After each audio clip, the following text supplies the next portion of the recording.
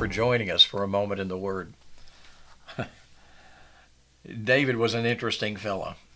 While he was still a teenage boy, he was anointed to be the next king of Israel, even while Saul was still the king. After Saul caught on to that, he tried to kill David. And for 7 years, David and about 600 men were fleeing from Saul, hiding in this place and that place.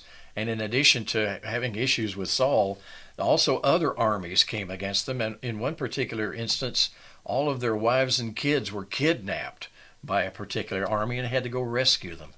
And so the 7 years are over, and David is starting to get installed as king. Saul and 2 of his sons have been put to death, and all of the armies that have risen up against David have been neutralized, if you want to put it that way. How do you think he felt about that? Felt like singing? Well, this psalm was actually composed for that.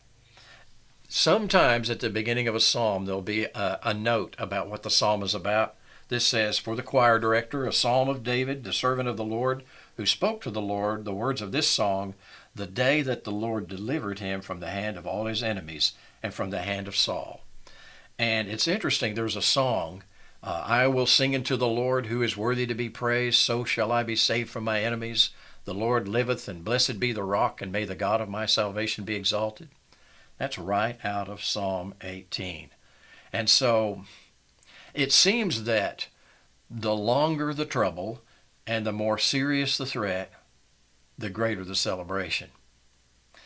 Sometimes we go through things that we don't ask for, and sometimes they last a whole lot longer than we think they ought to last. Sometimes we feel like we're at the end of our rope, and God says, nah, you got more rope." But it seems like the longer it lasts and the more difficult it is, the more wonderful it is when God finally brings us to the end of it and gives us the victory. Maybe you're in that right now in your life. Like one guy said, if you're not in some kind of trouble right now, just hang in there. You will be. Maybe you're in that right now. And I guess my message to you would be, take a look at Psalm chapter 18. It's actually 50 verses long. And look at the celebration of David when God finally came through. He does come through.